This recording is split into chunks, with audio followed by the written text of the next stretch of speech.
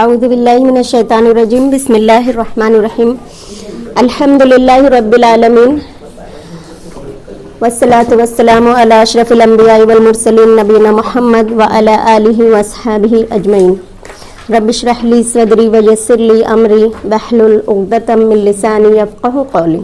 السلام علیکم ورحمۃ اللہ وبرکاتہ.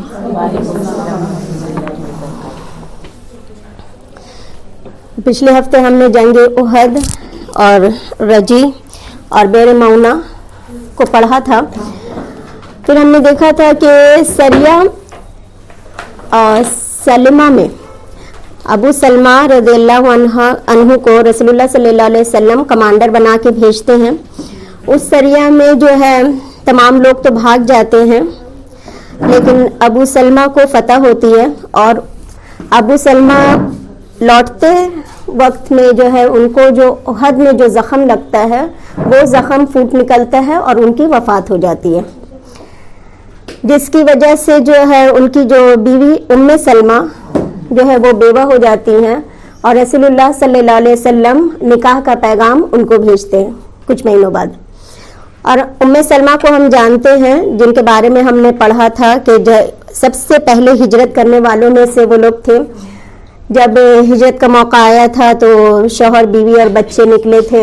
ان کی بیوی کو ان کے گھر والوں نے روک لیا تھا، بچے کو جو ہے شوہر کے گھر والوں نے لے لیا، جس کی وجہ سے وہ ایک مقام پہ جا کے روزانہ رویا کرتی تھی اور مہینوں اسی طرح رو رہی تھی. تو لوگوں کو خود ہی ترس آ گیا اور پھر وہ مدینہ کی طرف چھوڑ دیتے. تو ام سلمہ جو ہے اسلام کے لیے بہت قربانی دیتی ہیں. تو اب اسلام کے لیے اتنی جو قربانی دینے والی ہستی ہے تو ان کی دلجوئی بھی تو بہت ضروری تھی. تو اس لیے رسول اللہ صلی اللہ علیہ وسلم نکاح کا پیغام ان کو دیتے ہیں. اور یہ بات یاد رکھیے کہ اللہ کے رسول جو بھی نکاح کرتے ہیں وہ اللہ کی اذن سے ہی کرتے ہیں. وہ اپنی مرضی سے کوئی کام نہیں کرتے، چاہے وہ کوئی حدیث ہو یا کوئی بھی بات جو کرتے ہیں وہ اللہ کی مرضی سے کرتے ہیں. تو نکاح بھی ظاہر سی بات ہے کہ اللہ تعالیٰ کا ہی حکم ہے جو انہوں نے پیغام دیا. تو ام سلمہ نے کیا جواب دیا رسول اللہ کو؟ وہ کہتی ہیں کہ میں 30 سال کی ہو گئی ہوں اور میں بچوں والی ہوں. اور تیسری بات جو اپنے بارے میں بتاتی ہیں کہ میں بہت رقابت رکھتی ہوں، یعنی بہت میری طبیعت جو ہے وہ جیلسی ٹائپ کی ہے. تو اللہ کے رسول کہتے ہیں کہ اگر تم 30 سال کی ہو تو میں تم سے بڑا ہوں عمر میں، اور جہاں تک بچوں کی بات ہے تو میں ان کی پرورش کروں گا تمہارے ساتھ، اور رقابت کی جو بات ہے تو میں تمہارے لیے اللہ سے دعا کروں گا. لہٰذا ان کی جو ہے ام سلمہ کی شادی رسول اللہ صلی اللہ علیہ وسلم سے ہوتی ہے. تو یہ کتنے نمبر پہ آتی ہیں؟ ام سلمہ چھٹی بیوی بنتی ہے، چھٹے نمبر پہ.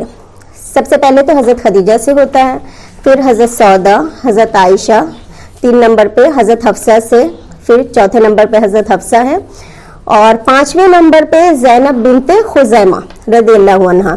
یہ کون ہے؟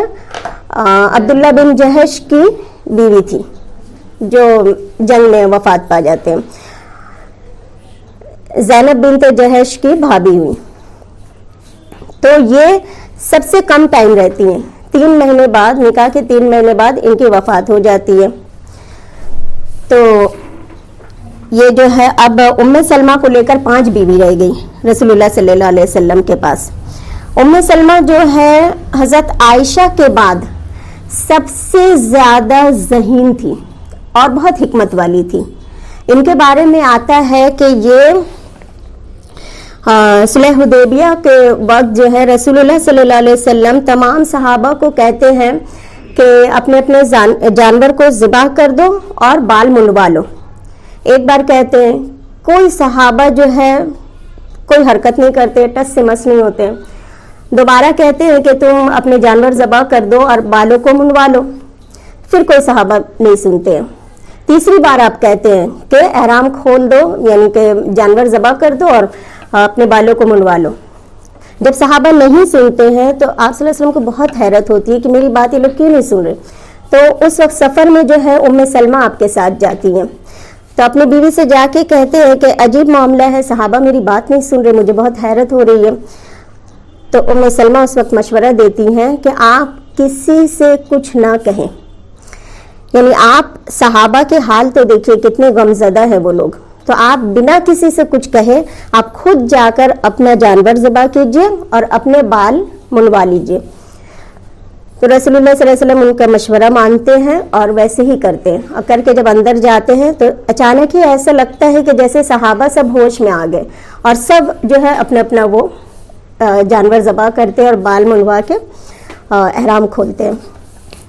تو مشورہ دینے میں یعنی کہ اتنی وہ ذہین تھی اور اتنی ان سے جو ہے 378 احادیث مروی ہے.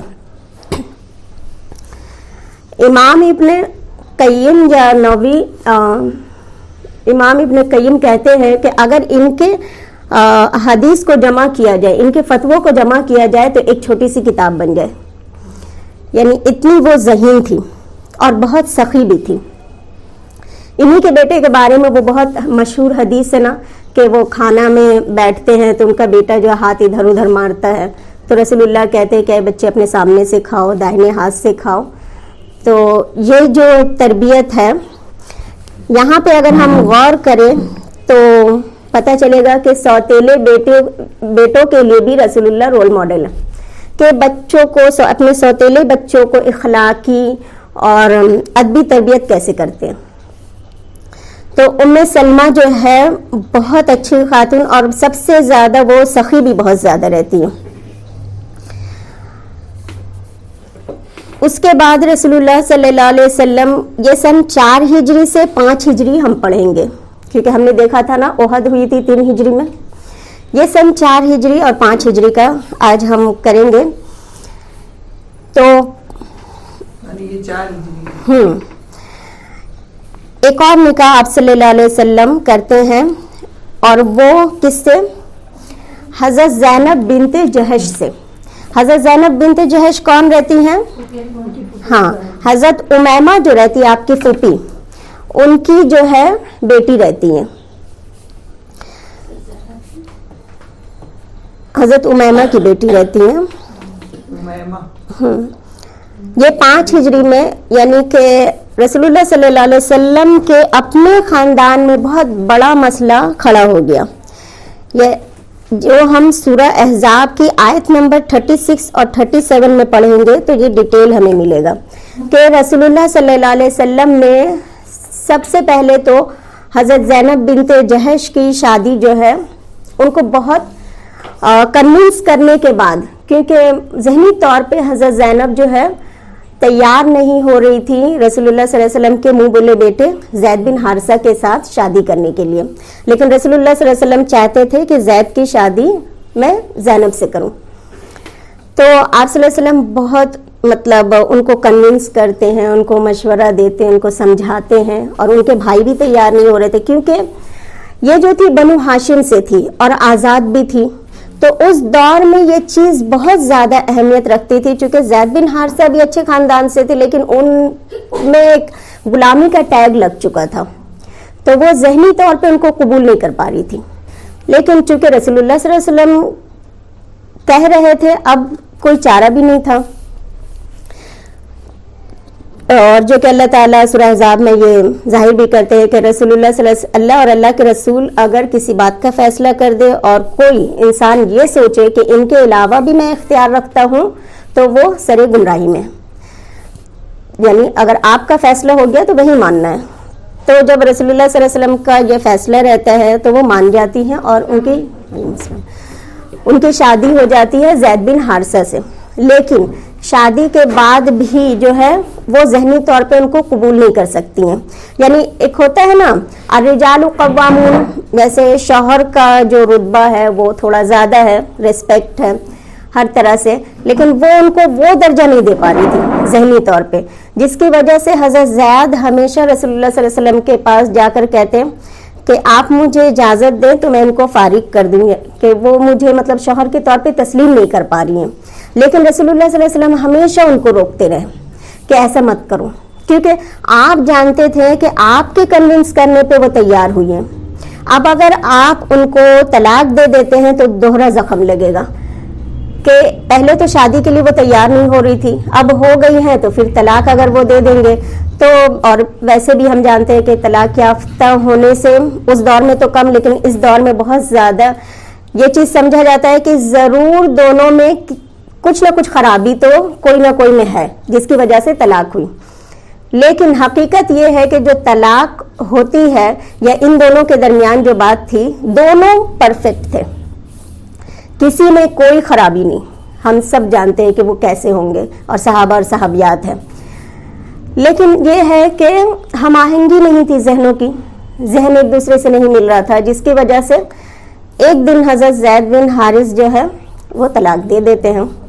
اب رسول اللہ صلی اللہ علیہ وسلم سوچتے ہیں کہ یہ زخم بھرنے کے لیے ان کی سب سے بڑی دلجوئی تو یہ ہوگی کہ زید بن حارثہ سے اونچا مرتبہ والا آدمی اگر ان سے شادی کرے، یعنی رسول اللہ صلی اللہ علیہ وسلم خود.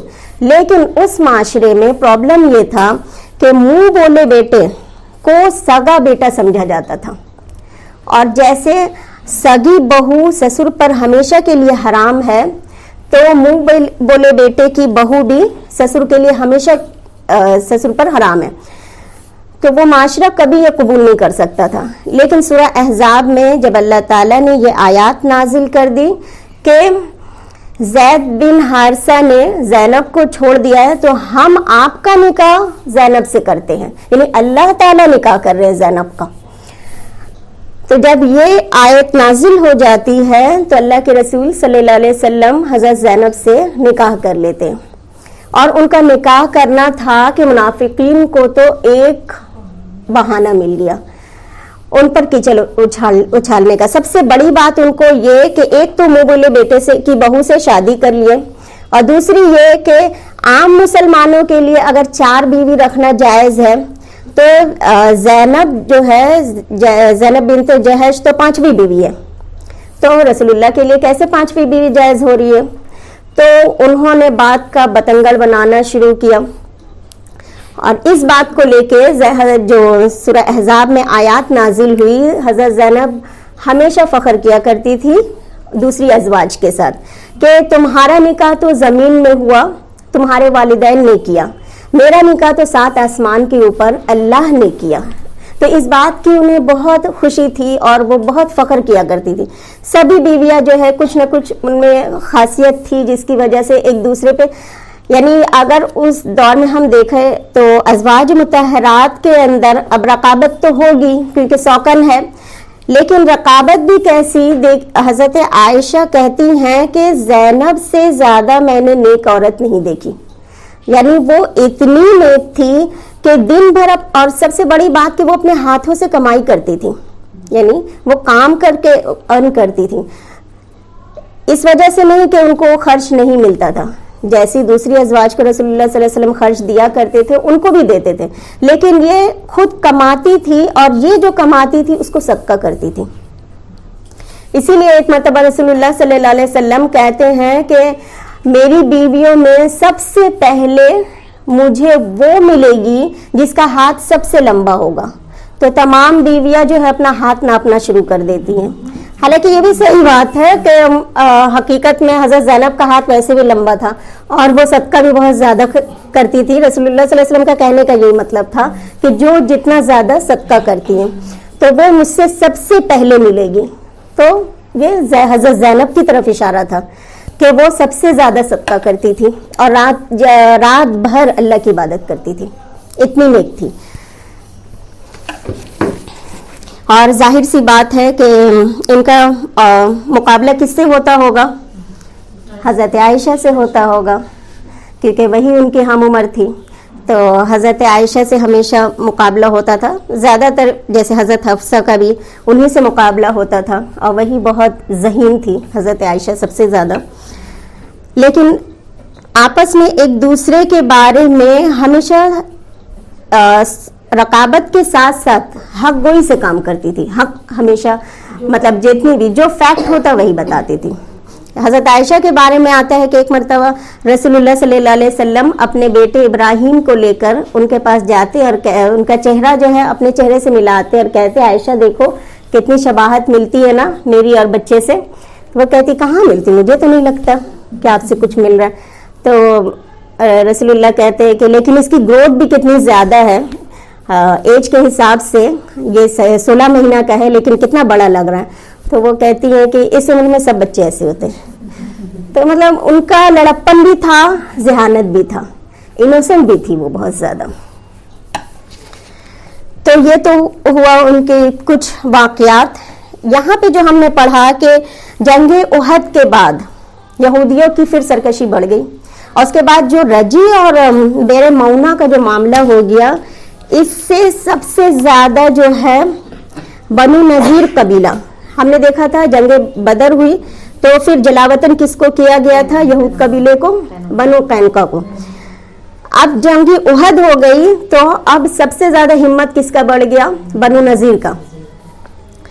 بنو نذیر کا سردار جو تھا حیی بن اخطب, جن کی بیٹی ہے حضرت صفیہ رضی اللہ عنہا. تو حیی بن اخطب جو تھا وہ لوگوں کو ورگلاتا اور بہت زیادہ جو ہے بنو نذیر اور بنو قریظہ دونوں ہی کا یہ سردار تھا. اور بنو نذیر کا ایک اور سردار تھا کعب بن اسد. تو یہ لوگ جو ہے بہت زیادہ سازش کرنا شروع کر دیتے ہیں اندر اندر. ایک مرتبہ رسول اللہ صلی اللہ علیہ وسلم کسی دیت کے سلسلے میں ان کے پاس جاتے ہیں, بنو نذیر کے پاس, کیونکہ ان تمام یہودی قبائل سے پیکٹ ہوا رہتا ہے کہ اگر دیت دینا ہوگا تو آپ کو بھی کنٹریبیوشن کرنا ہوگا. تو اس وجہ سے آپ ایک صحابی سے غلطی سے کسی کی کوئی ایک صحابی جو رہتے ہیں وہ کہیں سفر کر کے آ رہے ہوتے, غلطی سے کسی کا قتل کر دیتے, سمجھتے کہ کافر ہے. تو دیت کے لیے کافی بڑی رقم رہتی ہے. تو بنو نذیر کو کہتے ہیں اللہ کے رسول کہ تم بھی کنٹریبیوٹ کرو. تو وہ کہتے ہیں کہ ٹھیک ہے آپ آئیے اور ہم دیں گے. رسول اللہ صلی اللہ علیہ وسلم بنو نذیر قبیلے کے پاس جا کر ایک گھر کے دیوار کے سائے سے ٹیک لگا کے بیٹھ جاتے ہیں. اتنے میں یہ جو سردار ہیں ان کو شیطان ایسا اچکتا ہے اکیلے میں. یہ لوگ کہتے ہیں کہ آپ یہاں بیٹھیے, ہم دیت کی رقم لے کے آتے ہیں. اور یہ لوگ اکیلے میں جا کے پلاننگ کرتے ہیں کہ کون ہے جو اوپر سے پتھر کی چکری لے جا کے رسول اللہ کو ہی ایک بار میں ختم کر دے. یہ یہاں پلان کرتے ہیں. ایک آدمی, شریر آدمی اس میں تیار ہو جاتا ہے اور وہ پتھر لے کے گرانے والا رہتا ہے کہ حضرت جبرائیل علیہ السلام اللہ کے رسول کو آ کے خبر دے دیتے, اور رسول اللہ وہاں سے سیدھے اٹھتے ہیں اور اٹھ کے مدینے کی طرف چلے جاتے ہیں. اور ان کے ساتھ حضرت عمر بھی رہتے ہیں, حضرت ابو بکر بھی رہتے ہیں, حضرت علی بھی. وہ پوچھتے رہتے یا رسول اللہ کیا ہوا, آپ بنا کچھ کہے جا رہے ہیں. پیچھے پیچھے یہ لوگ جاتے ہیں. تب رسول اللہ صلی اللہ علیہ وسلم تمام بات بتاتے ہیں کہ اب بنو نذیر کی ہمت اتنی بڑھ گئی ہے کہ مطلب رسول کو ختم کرنے کے چکر میں. تو اب کہتے ہیں کہ صحابہ کو بولو کہ تیار ہونے کے لیے ان کا محاصرہ کرنا ہے. لہٰذا رسول اللہ صلی اللہ علیہ وسلم نکلتے ہیں صحابہ کو لے کر بنو نذیر کا محاصرہ کرنے. ربیع الاول 4 ہجری کو اگست 625 عیسوی میں یہ واقعہ پیش آتا ہے. اور اس کا جھنڈا جو ہے علی بن ابی طالب کو دیتے ہیں. اور اس پورے واقعے کی خبر اللہ تعالیٰ سورہ حشر میں نازل فرماتے ہیں, جس کے بارے میں ابن عباس کہتے ہیں کہ سورہ حشر کو میں بنو نذیر کہتا ہوں, کیونکہ بنو نذیر کے ہی بارے میں سارا قصہ ہے سورہ حشر میں. لہذا یہ رسول اللہ صلی اللہ علیہ وسلم تمام صحابہ کے ساتھ 15 دن کا محاصرہ کرتے ہیں. اور 15 دن کا جب محاصرہ کر لیتے ہیں تو عبداللہ بن ابی, کون ہے یہ, رئیس المنافقین, منافق ہے, یہ جا کے کہتا ہے ان کو, بنو نذیر کو, کہ آپ لوگ ہرگز مت گھبرائیے, کیونکہ یہ لوگ اب سب کو اسی طرح ہرانے کی کوشش کر رہے ہیں, شکست دے رہے ہیں, تو ہم لوگ آپ کے ساتھ ہیں.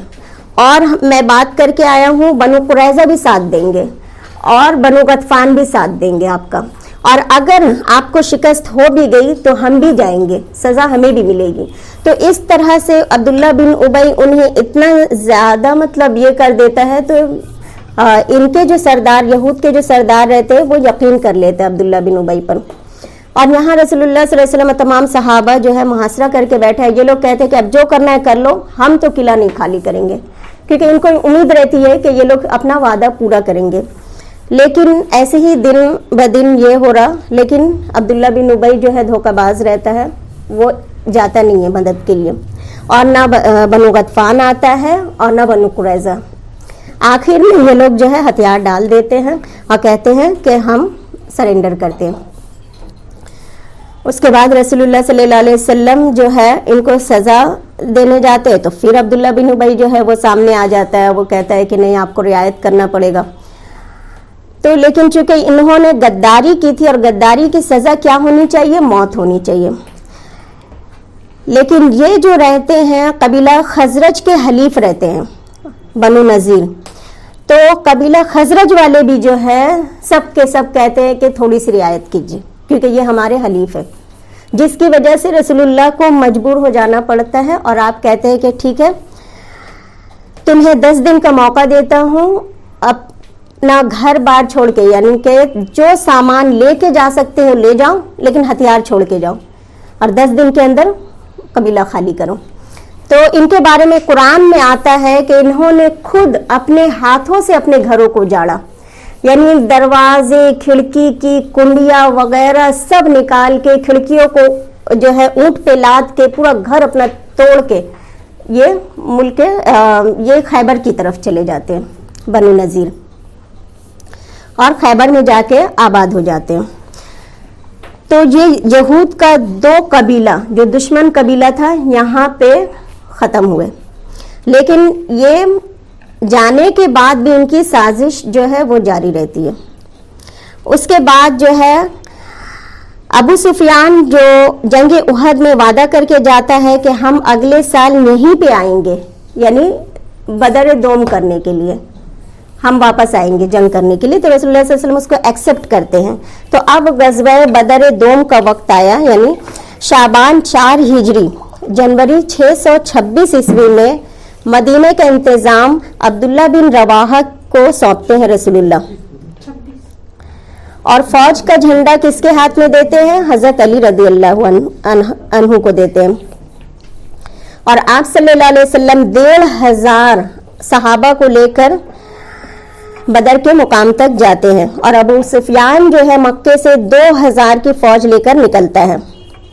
لیکن ابو سفیان جیسے نکلتا ہے اندر سے وہ بالکل مطلب چاہ نہیں رہا ہوتا ہے کہ اس دوبارہ جنگ ہو, کیونکہ وہ جانتا ہے مسلمانوں کی طاقت جو بہت بڑھ گئی, تو ہم ہو سکتا ہے کہ ہم جیت نہ پائیں. وہ چاہتا نہیں, لیکن چونکہ وعدہ کر چکا تھا لہٰذا وہ نکلتا ہے. اور 50 سواروں سمیت 2000 مشرکین لے کر روانہ ہوا, اور وادی مرت زہران پہنچ کر, یہ ایک جگہ کا نام ہے, مجنہ نام کے مشہور چشمہ کے پاس یہ خیمزن ہوتے ہیں, یعنی خیمہ لگاتے ہیں. اور وہاں پہ وہ اپنے تمام قبیلہ کے لوگوں کو کہتا ہے کہ جنگ تو اس وقت کرنی چاہیے جب شادابی ہو, یعنی کہ سبزہ ہو, تاکہ ہمارے جانور بھی چر چگ سکے, کھا پی سکے, اور پھر ہم اس کا دودھ پی سکیں. ایسے مطلب خشک اس میں تو جنگ کرنا بے وقوفی ہے. تو تمام کے تمام جو فوج رہتے ہیں بلا چو اچرا اس کی بات مان جاتے. ایک نے بھی اصرار نہیں کیا کہ نہیں ہمیں جنگ کرنا ہے, کیونکہ سبھی اندر سے نہیں چاہتے کہ جنگ ہو, اور واپس لوٹنے کے لیے تیار ہو جاتے ہیں. اور وہ یہ بھی سمجھ رہے ہیں کہ ابو سفیان یہ بہانہ بنا رہا ہے, اور وہ لوگ بھی بہانہ چاہ رہے تھے. خیر یہ لوگ واپس پلٹ جاتے ہیں, اور رسول اللہ صلی اللہ علیہ وسلم وہاں کچھ دن قیام کر کے پھر واپس آ جاتے ہیں. لہٰذا یہ بھی جنگ کی نوبت نہیں آتی ہے. یہ جو ہم نے ابھی سال پڑھے نا, پانی دو, یہ سال جو ہم 2 سال اور اسی طرح جو ہے مسلمانوں کو آپ دیکھیے کسی وقت چین نہیں مل رہا, یعنی جنگ پہ جنگ ہو رہی ہے, مصیبتوں کا عالم ہے, کہیں پہ سکون نام کی کوئی چیز نہیں ہے کہ مدینہ چلے گئے سیٹل ہو گئے اب کبھی تو راحت ملے, کوئی سکون نہیں ہے. یہ جو حالات ہے اور 2 سال اسی طرح چلیں گے, اس کے بعد جو ہے حالات بالکل بدل جائیں گے.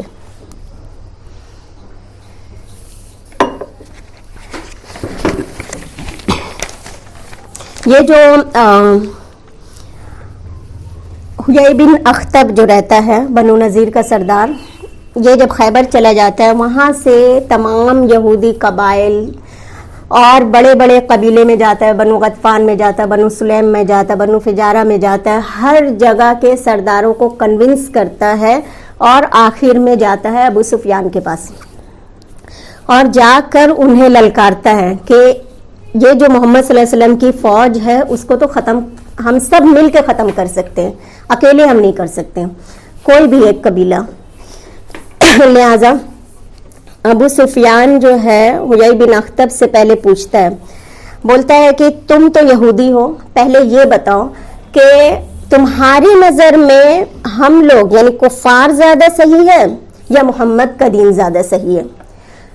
تو یہ جو یہودی رہتا ہے چونکہ آسمانی کتابوں پہ بلیو کرتا ہے پھر بھی یہ کیا کہتا ہے، ارے تمہارا مذہب زیادہ صحیح ہے، وہ تو اپنوں کو اپنوں سے لڑاتے ہیں، تم زیادہ صحیح ہو، جس کے بارے میں قرآن میں اللہ تعالیٰ نازل کرتے ہیں کہ وہ آسمانی کتابوں پہ بلیو کرتے، اللہ کو مانتے ہیں اور تمام انبیاء کو مانتے ہیں سوائے رسول اللہ کے اور حضرت عیسیٰ علیہ السلام کے، پھر بھی انہوں نے کفار کو صحیح کہا. تو اس طرح سے یہ تمام قبیلوں کو جوڑ کر ابو سفیان وغیرہ سب مل کر کتنی بڑی فوج تیار کرتے ہیں، 10,000 کی فوج. یعنی اس وقت 10,000 کی فوج آپ سمجھیے کہ کتنی بڑی تعداد ہوگی، کیونکہ آبادی اس ریشیو سے تو نہیں بڑھ رہی تھی. 3,000 جو فوج تھی وہی کتنی بڑی تھی، اور یہ تمام لوگ جب مل گئے تو 10,000 کی فوج ہو گئی. اور یہ لوگ حملہ کرنے کے لیے نکلے. اتنے میں رسول اللہ صلی اللہ علیہ وسلم کے جو خبری تھے انہوں نے آ کے آپ صلی اللہ علیہ وسلم کو بتایا کہ اتنی بڑی فوج آ رہی ہے مدینے کو ختم کرنے کے لیے تمام طرف سے. تو اسی وقت اللہ کے رسول تمام صحابہ کو بلاتے ہیں اور بلا کے مشورہ کرتے ہیں کہ اس سچویشن میں کیا کرنا چاہیے ہمیں، کیونکہ اگر ہم تمام پورے مدینے والوں کو بھی جوڑ لیں یعنی عورت مرد بچے بوڑھے تمام لوگوں کو ہم ملا لیں تو بھی ہم 10,000 کی تعداد میں نہیں ہیں، یعنی ہماری ہار تو ایک دم وائبریشن ہو گئی، یعنی ہماری تعداد جو ہے وہ اتنی کم ہے، کیا کرنا چاہیے؟ تو تمام صحابہ مشورہ دیتے ہیں. اس میں سلمان فارسی جو ایک صحابی رہتے ہیں وہ فارس سے آئے ہوئے رہتے ہیں، تو وہ کہتے ہیں کہ یا رسول اللہ ہم ان کا مقابلہ تو نہیں کر سکتے، لہٰذا ہمارے فارس میں جب ایسی سچویشن آ جاتی تھی تو جنگی پالیسی یہ اختیار کرتے تھے کہ ہم خندق کھود لیا کرتے تھے جہاں سے دشمن پار نہیں کر پاتے تھے. تو جب وہ بتاتے ہیں تو رسول اللہ صلی اللہ علیہ وسلم کو یہ مشورہ بہت پسند آتا ہے کہ ہاں یہ بہت اچھی بات ہے. چونکہ رسول اللہ صلی اللہ علیہ وسلم ایک بہت بڑے سپہ سالار تھے اور جنگی ہر طرح سے جنگ کے اعتبار سے وہ بہت ہی عقل مند تھے. انہوں نے یہ کہا کہ 3 طرف سے جو ہے ہمارا مدینہ جو ہے وہ گھرا ہوا ہے، کس سے؟ ہررے سے، یعنی نوکدار پہاڑ سے گھرا ہوا ہے جہاں سے حملہ کا کوئی سین نہیں ہے. 2 طرف تو یہ ہررے دار پہاڑ تھے اور ایک سائیڈ میں بنو قریظہ تھا. بنو قریظہ کون ہے؟ جو مسلمانوں کا حلیف ہے. اور ایک سائیڈ جو ہے وہ شمال کی طرف وہ کھلا ہے دشمنوں کے لیے، یعنی 3 طرف سیف ہے اور چوتھی طرف دشمن کا حملہ ہو سکتا ہے شمال کی طرف. تو رسول اللہ نے یہ مشورہ دیا کہ 10 آدمیوں کی ایک جماعت بنا دی اللہ کے رسول نے اور 40 ہاتھ گہرا خندق کھودنے کے لیے کہا آپ نے. تو 10 صحابی مل کے 40 ہاتھ جب گہرا خندق کھودنا شروع کیا. اور سب سے اہم بات کہ ہمیں یہ ذہن میں رکھنا ہے کہ بار بار جنگ ہو رہا ہے مدینہ میں، اور جب جنگ ہوتی ہے تو کیا ہوتا ہے؟ وہاں کی معاشی حالت بالکل خراب ہو جاتی ہے. تو معاشی حالت بالکل خراب ہو چکی تھی، کھانے کو پریشان تھے لوگ، اور اس میں اتنی بڑی آفت آ گئی کہ اتنی بڑی فوج آنے والی ہے. تو خندق کھود رہے صحابہ، اور نہ صرف صحابہ، یہ لیڈر کی اچھی لیڈر کی پہچان ہوتی ہے کہ وہ لیڈنگ فرام دا فرنٹ کام کرتے ہیں. وہ صحابہ کے ساتھ مل کے رسول اللہ صلی اللہ علیہ وسلم خندق کھود رہے ہیں. اور صحابہ کو ساتھ ساتھ موٹیویٹ بھی کر رہے ہیں. یعنی اس وقت جو صحابہ جو شعر و شاعری کرتے تھے وہ شعر و شاعری کے ذریعے ان کو موٹیویٹ کر رہے ہیں. اللہ کے رسول ان کو دعائیں دے رہے ہیں اور صحابہ بھی جو ہے شعر و شاعری کر رہے ہیں تاکہ ان کا جذبہ بنا رہے. اور خندق کھود رہے ہیں. اس خندق میں جیسے عام صحابہ مٹی ڈھو رہے تھے رسول اللہ بھی ویسے ہی کر رہے تھے. ایک صحابی جو بھوک سے ان کی حالت ایسی ہو جاتی ہے ابو طلحہ رضی اللہ عنہ کی, وہ جا کے رسول اللہ صلی اللہ علیہ وسلم کے پاس اپنا پیٹ کھول کے دکھاتے ہیں کہ یا رسول اللہ میں نے اپنے پیٹ میں پتھر باندھا ہوا ہے کہ بھوک برداشت نہیں ہو رہی. اور اس لیے بھی پتھر باندھتے ہوں گے کیونکہ لگاتار 3-4 دن کا فاقہ. اب کیا بھوک ہوگی وہ ہم تو ریئلائز بھی نہیں کر سکتے. ہم ایک روزہ رکھتے ہیں تو ہماری جان پہ آتی ہے اور اگر اے سی روم میں بیٹھ جائے تو وہ بھی نہیں پتہ چلتا. وہ 3-4 دن سے بھوکے اس پر سے اتنا مطلب محنت کا کام کر رہے ہیں تو وہ اپنا پتھر دکھاتے ہیں تاکہ وہ آنت وغیرہ سوکھ کے مطلب یہ نہ ہو جائے تاکہ, اور پھر باڈی ہو سکتا ہے اتنا ہلکا ہو جاتا ہوگا کہ کھڑا ہونے کے لیے پرابلم ہوتا ہوگا جس کی وجہ سے تھوڑا بدن کو بھاری کرتے ہیں. تو جب ان کو پیٹ میں پتھر بندھا ہوا دیکھتے ہیں اللہ کے رسول تو اپنا پیٹ کھول کر دکھاتے ہیں 2 پتھر بندھے تھے. اتنی بھوک تھی. کچھ کھانے کو سامان نہیں لیکن خندق کھود رہے. ایک مرتبہ حضرت جابر رضی اللہ عنہ کو دیکھا نہیں جاتا رسول اللہ صلی اللہ علیہ وسلم کا بھوک, تو وہ اپنی بیوی سے جا کے کہتے ہیں کون ہے یہ جابر, یاد آیا چچا کہاں سے؟ وہ جابر ہے نا جن کے بارے میں نے کہا جو اپنی سے بڑی عمر کی عورت سے شادی کرتے ہیں. وہ اپنی بیوی سے جا کے کہتے ہیں کہ مجھ سے میں صبر نہیں کر سکتا, اللہ کے رسول کی یہ حالت, مجھ سے صبر نہیں ہوتا, تو تیرے پاس کچھ کھانے کو ہے؟ تو وہ کہتی ہے کہ میرے پاس ایک بکری کا بچہ ہے اور تھوڑا سا جو ہے. تو سوچئے کہ ایک بکری کا بچہ میں کتنا گوشت نکلے گا, 3 کلو, اس سے زیادہ تو نہیں. تو کہتی ہے کہ وہ کہتے ہیں کہ کتنا کھانا ہو جائے گا, کتنے لوگوں کا؟ تو وہ کہتے ہیں کہ آپ جا کے کہہ دیجئے 3-4 لوگوں کا کھانا ہو جائے گا. تو حضرت جابر جو ہے اللہ کے رسول صلی اللہ علیہ وسلم کے پاس جا کے کہتے ہیں کہ میں نے آج دعوت کی ہے تو آپ اور اپنے ساتھ 3-4 لوگوں کو لے کے آ جائیے میرے گھر پہ. تو اللہ کے رسول پوچھتے ہیں کہ کیا ہے کھانے کو, مطلب تو وہ کہتے ہیں کہ ایک بکری کا بچہ. تو کہتے بس کافی ہے, اور کہتے ہیں کہ یا معاشر المہاجرین انصار, آواز دے کے کہہ دیتے کہ جابر کے یہ ہماری دعوت ہے. اب ان کے پیروں تلے زمین نکل گئی کہ یہ 4 لوگ ہیں, یہاں 1000 لوگوں کو اللہ کے رسول نے دعوت دے دی. اور بیوی کے پاس جا کے کہتے ہیں کہ اللہ کے رسول نے تمام مہاجرین اور انصار کو دعوت دے دی. تو وہ کہتی ہے کہ تیرا اللہ بھلا کرے, یعنی انہوں نے کہا تھا کہ 4 آدمی کو کہہ دینا. تو وہ کہتے ہیں کہ میں نے تو وہی کہا جو تم نے کہا تھا, میں نے وہی جا کے ان کو کہا لیکن انہوں نے زور سے اعلان کر دیا. تو ان کی بیوی کہتی ہے کہ کوئی بات نہیں, جب انہوں نے دعوت دی ہے تو وہ سمجھ کے انہوں نے دی ہوگی. تب رسول اللہ صلی اللہ علیہ وسلم حضرت جابر کو کہتے ہیں کہ جب تک میں نہ آؤں ہانڈی نہ کھولنا. تو اللہ کے رسول 1000 صحابہ کو لے کے پہنچتے اور خود ہی جو ہے ہانڈی سے گوشت نکال کے اور روٹی تندور سے نکال کے روٹی پہ گوشت رکھ کے دے رہے. اب امیجن کیجئے کہ صحابہ کا کیا حال ہوا ہوگا جو ہفتوں سے بھوکے ہیں اور تازہ تازہ روٹی اور گوشت کھا کے کتنا اللہ کا شکر کیے.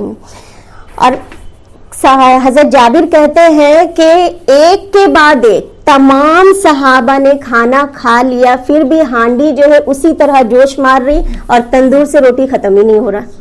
یعنی یہ سب تھی اللہ کے رسول کا معجزہ. لیکن آپ دیکھیے گا کہ بے شمار معجزات ہم دیکھتے ہیں سیرت میں, لیکن قرآن کسی بھی معجزہ کو دلیل نہیں بناتا ہے, کیونکہ قرآن خود ایک سب سے بڑا معجزہ ہے. اللہ کے رسول کا سب سے بڑا معجزہ ہے وہ قرآن جو قیامت تک کے لیے ہے. تو بہت سارے ایسے معجزات ہوتے ہیں, یہاں تک کہ ایک صحابی بشیر رضی اللہ عنہ رہتے ہیں, ان کی بہن جو رہتی ہے ان کو اپنے بھائی اور اپنے ماموں کی بھوک برداشت نہیں ہوتی ہے, تو وہ کیا کہتی ہے 1 کلو کھجور چھپا کے لے جاتی ہیں اور حضرت بشیر کو دیتی ہیں کہ آپ لوگ مل کے کھا لو. تو وہ کہتے ہیں کہ رسول اللہ بھوکے ہم کیسے کھا سکتے ہیں. تو وہ لے جا کے رسول اللہ صلی اللہ علیہ وسلم کے پاس دیتے ہیں. تو اللہ کے رسول کہتے ہیں کہ دسترخوان بچھاؤ. چمڑے کا دسترخوان بچھایا جاتا ہے, اس کھجور کو اس پہ رکھا جاتا ہے. تمام صحابہ کو اللہ کے رسول دعوت دیتے ہیں اور کہا جاتا ہے کہ تمام صحابہ نے کھجور کھا لیا اور وہ کھجور جو ہے دسترخوان سے نیچے گر رہا, یعنی اتنا باقی بچا. تو یہ سارے معجزات ہو رہے ہیں. اور ادھر خندق بھی کھودا جا رہا ہے. جب خندق کھودتے ہیں تو ایک پتھر آ جاتا ہے اور وہ پتھر اتنا زیادہ سخت رہتا ہے کہ وہ کسی صحابہ سے نہیں ٹوٹتا ہے. تو صحابہ کرام جو ہے جاتے اللہ کے رسول کے پاس کہ اللہ کے رسول ایک پتھر ہے جو کسی سے نہیں ٹوٹ رہا. تب رسول اللہ جاتے ہیں اور ایک کلہاڑی مارتے ہیں اور وہ ریزہ ریزہ ہو جاتا ہے. دوبارہ پھر یہی معاملہ ہوتا ہے. تو یہ سوچتے ہیں کہ کتنی بار جا کے پریشان کریں گے. تو بہت دیر یہ لوگ ٹرائی کرتے ہیں لیکن پتھر ٹوٹنے کا نام نہیں لے رہا. پھر اللہ کے رسول کو جب پتہ چلتا ہے, آپ جاتے ہیں اور جا کر بسم اللہ کہتے ہیں اور اللہ اکبر کہہ کے پتھر جو توڑتے ہیں تو وہ اس پتھر سے ایسی چنگاری نکلتی ہے کہ لوگ کہتے ہیں کہ یہ تو پتہ ہے کہ پتھر سے پتھر ٹکرائے گا تو آگ نکلے گی, لیکن وہ چنگاری ایسی تھی کہ تمام مدینہ روشن ہو گیا, ایسا لگ رہا تھا. تو اس وقت اللہ کے رسول کہتے ہیں کہ اللہ اکبر, اللہ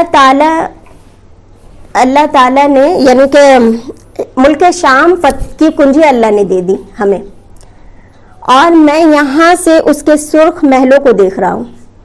اس کے بعد ایک دوسرے پتھر کو ضرب لگاتے ہیں بسم اللہ کہہ کر اور کہتے ہیں کہ اللہ تعالیٰ نے ملک فارس کی کنجی دے دی اور میں وہاں کے سفید محل کو دیکھ رہا ہوں. تیسرا پتھر پہ جب ضرب لگاتے ہیں تو کہتے ہیں کہ اللہ تعالیٰ نے ملک یمن کی کنجی مجھے دے دی اور میں صنعا کے پھاٹک کو دیکھ رہا ہوں. مسلمانوں کے لیے تو کتنی بڑی بات ہے نا.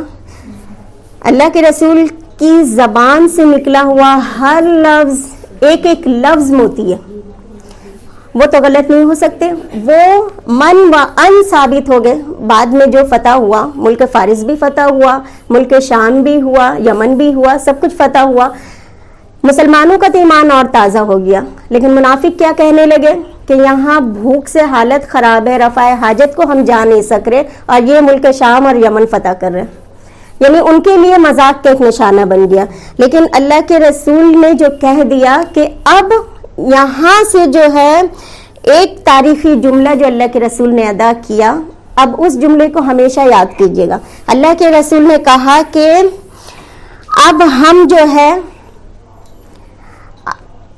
اب ہم فتح کریں گے, یعنی ہم چڑھائی کریں گے. قریش چڑھائی نہیں کر پائیں گے. اب قریش ہم پر چڑھائی نہیں کر پائیں گے, چڑھائی ہم کریں گے. اور ایسا ہی ہوا. یہ جو جنگ خندق ہے یا احزاب ہے, یہ جو وہاں سے تمام 10,000 کا لشکر نکلا اور نکل کے جیسے ہی مدینہ کے قریب پہنچتے ہیں یہ لوگ, ان کا تو سر چکرا جاتا ہے دیکھ کر خندق. انہوں نے وہم و گمان میں بھی نہیں سوچا تھا کہ یہ اسٹریٹجی ہوگی, کیونکہ عرب میں ایسی جنگی چال کسی نے نہیں چلی تھی. یہ تو ملک فارس کی یہ چالیں تھی جو حضرت سلمان فارسی نے بتائی تھی. تو یہ لوگ جو ہے پیچ و تاب کھانے لگے, وہیں پہ خندق کے پاس محاصرہ کر کے بیٹھ گئے اور تلاش کر رہے تھے کہ کہاں پہ تنگ خندق ہے جہاں سے ہم کراس کر پائیں. کئی دنوں تک یہ لوگ اسی طرح خندق کے باہر بیٹھے رہے. اور وہ موسم کون سا تھا؟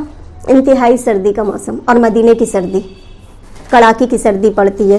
اس میں یہ لوگ جو ہے بیٹھے ہیں اور صحابہ بھی جو ہے اللہ کے رسول نے 3,000 صحابہ کو تعینات کیا اور خود بھی وہاں نکل کے آ گئے کہ جو کوئی کراس کرنے کی یعنی خندق کو فاندنے کی کوشش کرے گا تیر سے مارا جائے گا, تیر چلا دیا جائے گا.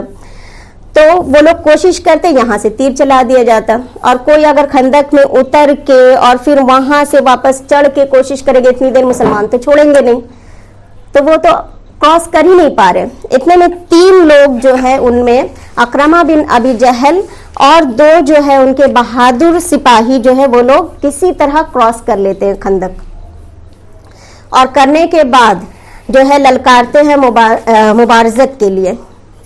تو حضرت علی جاتے ہیں، ان سے مقابلہ ہوتا ہے، 2 کو تو حضرت علی وہیں پہ ختم کر دیتے ہیں. اکرمہ بن ابی جہل ڈر کے مارے اپنا نیزہ بھی چھوڑ کے بھاگ جاتا ہے کسی طرح، اور مسلمان اس سائڈ کا خندق کو پھر اپنے قبضے میں لے لیتے ہیں.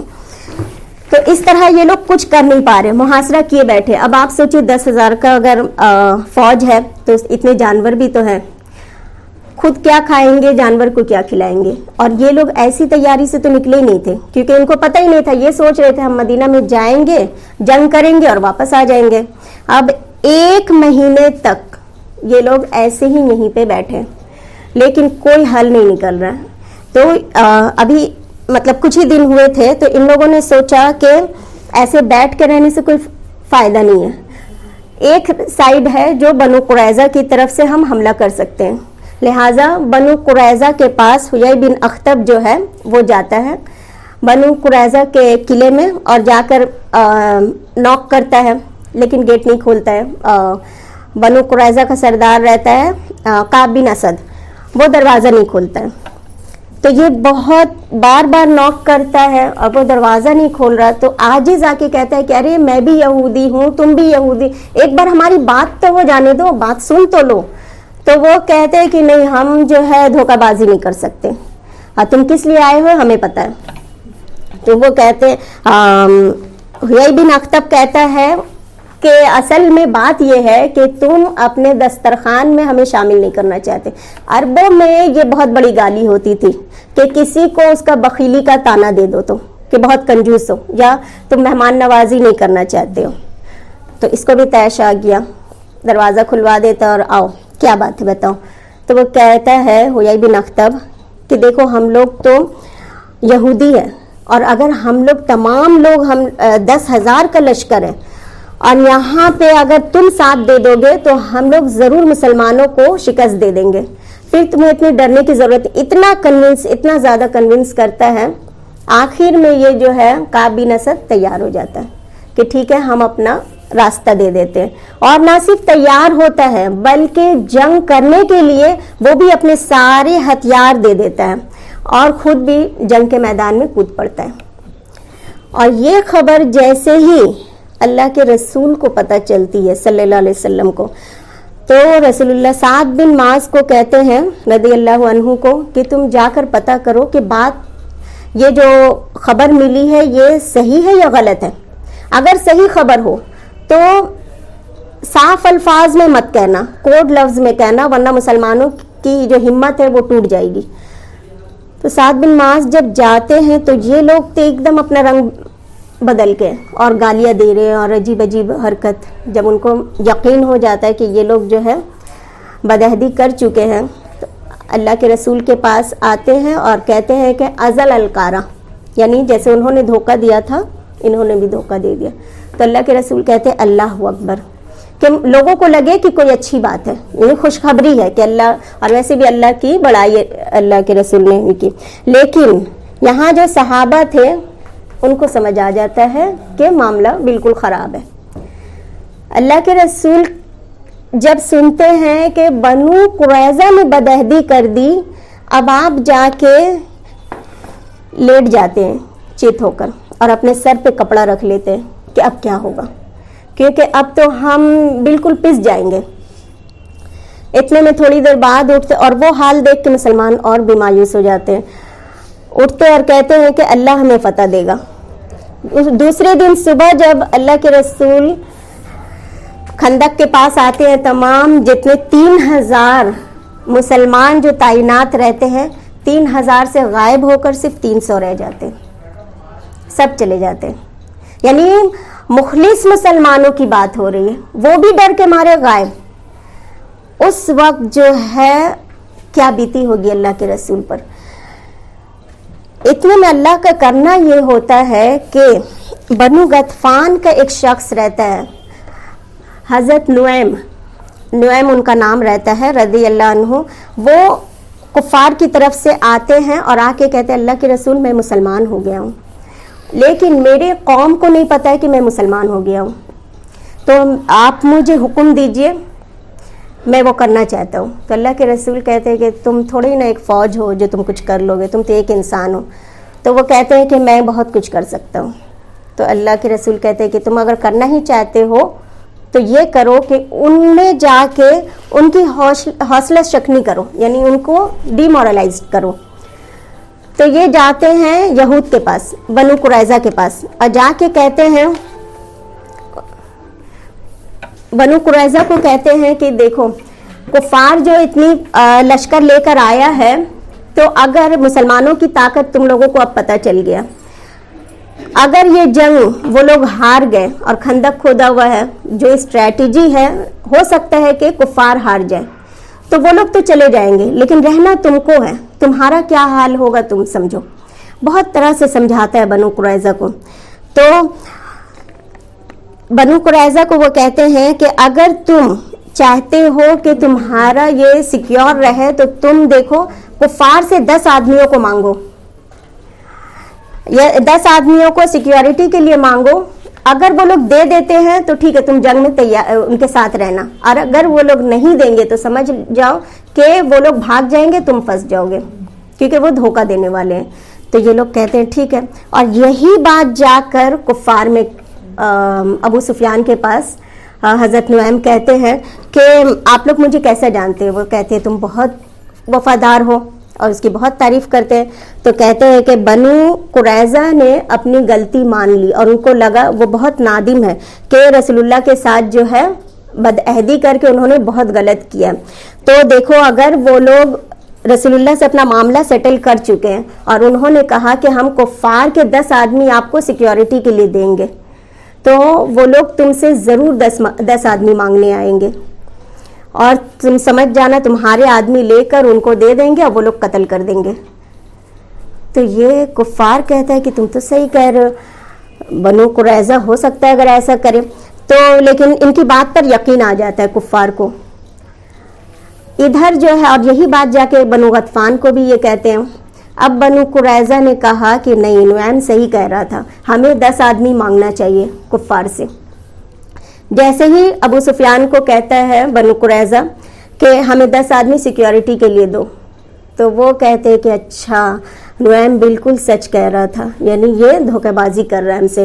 تو وہ کہتے ہیں کہ نہیں، ہم نہیں دیں گے 10 آدمیوں کو. تو یہ لوگ اب کہتے ہیں کہ اچھا وہ صحیح کہہ رہے تھے کہ یہ دینے کے لیے تو تیار نہیں ہے. لہٰذا دونوں میں پھوٹ پڑ گئی.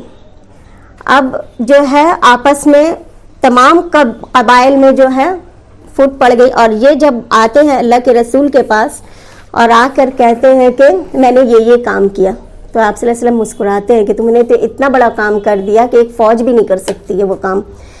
خیر، اس رات کی بات ہے، خندق والے رات کی بات ہے کہ کڑاکے کی سردی ہے اور مسلمان غائب ہیں، اور یہاں پہ تمام کفار تیار ہیں.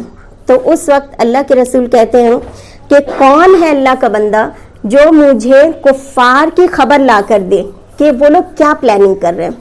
تو کوئی بھی تیار نہیں ہوتے، مطلب اتنی سردی میں نکلنے کے لیے، خیمے میں بیٹھ کے سب کانپ رہے ہیں تو کون نکلیں گے. تو حضرت ابو حذیفہ کہتے ہیں کہ میرے پیر میں تکلیف تھی. لگاتار ہوتا ہے نا کہ لوگ اگر بیٹھ جاتے ہیں تو پھر تھوڑی دیر کے لیے کھڑے ہوتے ہیں کہ پیر سیدھی ہو جائے. تو وہ کہتے ہیں میرے ٹانگوں میں تکلیف تھی، میں تھوڑا سا کھڑا ہوا پیر سیدھا کرنے کے لیے، تو اللہ کے رسول نے کہا حذیفہ تم جاؤ گے؟ بہت اچھی بات ہے، لہٰذا تم جاؤ. وہ کہتے ہیں کہ آپ کا حکم آ گیا، میں کیا کروں. ویسے ہی لنگڑاتے اور کانپتے میں نکلا، اور جیسے ہی خیمے سے باہر نکلا ایسا لگ رہا تھا کہ کسی نے ہیٹر فٹ کر دیا میرے بدن میں. اور میں بالکل صحیح سے وہاں خندق کے پاس اترا، پھر وہاں سے ان کے خیمے کے پاس میں چلا گیا، اور وہ لوگ، ان کی پشت میری طرف تھی، وہ لوگ نہیں دیکھ پا رہے حذیفہ کو.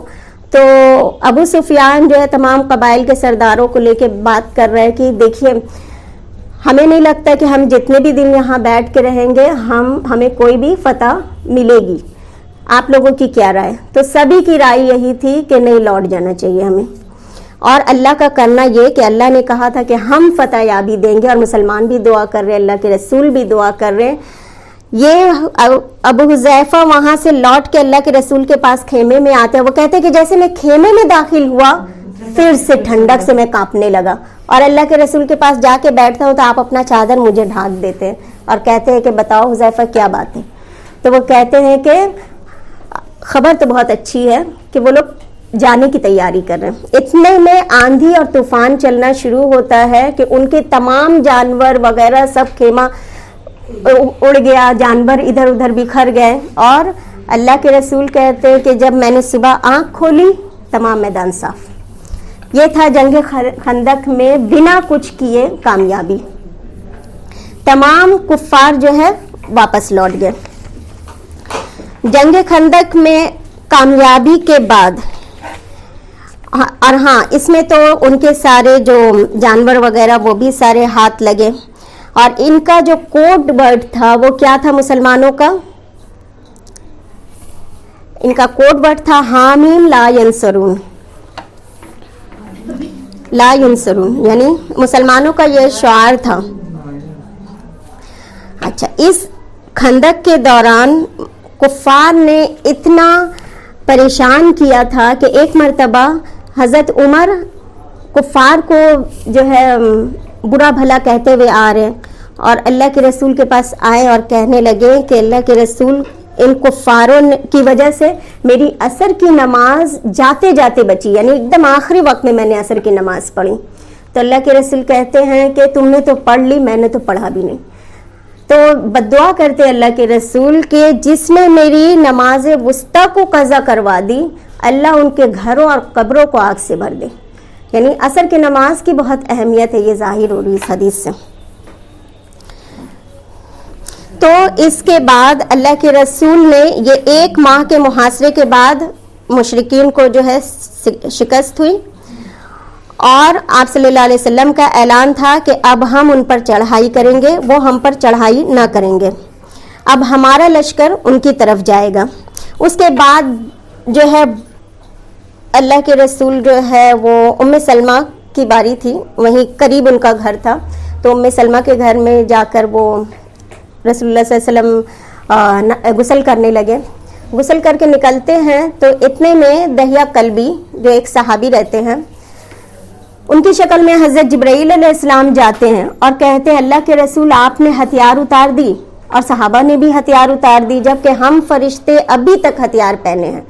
تو اللہ نے یہ حکم دیا ہے کہ اب بھی آپ بنو قریظہ کے لیے نکلیے, بنو قریظہ کا محاصرہ کیجئے اور ان کو ابھی ختم کرنا, کیونکہ انہوں نے جو آپ کے ساتھ غداری کی یہ بہت برا انجام کر سکتی تھی. لہٰذا اللہ کے رسول کہتے ہیں تمام صحابہ اکرام کو اعلان کروا دیتے ہیں کہ جو کوئی صحابہ اللہ کا فرما بردار ہے وہ عصر کی نماز جو ہے بنو قریظہ میں پہنچ کے پڑھے. اب تمام صحابہ نکل گئے اور عصر کا وقت جو ہے صحابہ میں 2 گروہ ہو گیا. ایک نے کہا کہ اللہ کے رسول نے کہا کہ بنو قریظہ میں پہنچ کر نماز پڑھنا ہے, تو وہ انہوں نے نماز نہیں پڑھی. اور کچھ نے کہا کہ وہ تو جلدی جانے کے لیے اللہ کے رسول نے کہا, تو راستے میں اگر عصر کا وقت ہو گیا تو ہم عصر کی نماز راستے میں پڑھ لیتے. تو آدھے لوگوں نے راستے میں پڑھ لیا اور آدھے لوگوں نے وہاں پہنچ کر نماز پڑھی. جب یہ خبر اللہ کے رسول کو پہنچی کہ 2 لوگوں نے اس طرح سے 2 گروہ نے کیا, تو اللہ کے رسول نے کہا کہ دونوں نے حق پر عمل کیا, یعنی اپنی اپنی فہم کے حساب سے دونوں صحیح ہے. اس کو کہتے ہیں فہم. اور ہم جو دیکھتے ہیں نا کہ فقہاء کرام کا کام کیا ہے, یہی کام ہے.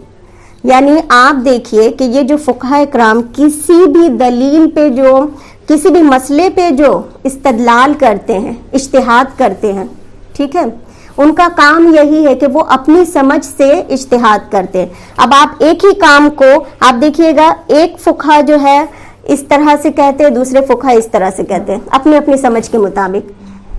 دونوں ہی صحیح ہوتا ہے. ہم یہ نہیں کہہ سکتے کہ ایک صحیح ایک غلط. اب یہاں پہ ایک صحابہ نے اگر پڑھ لیا, دوسرے صحابہ نے نہیں پڑھا, تو کس نے غلط کیا؟ کسی نے غلط نہیں کیا نا. تو یہی کام فقیہ اکرام کا ہوتا ہے کہ اپنی اجتہاد کے مطابق وہ لوگ استدلال کرتے ہیں, ایک حق پر پہنچ جاتے, لیکن محنت انہوں نے بھی کی, راستہ انہوں نے بھی اختیار کیا, تو لہٰذا ثواب دونوں کو ہی پہنچے گا.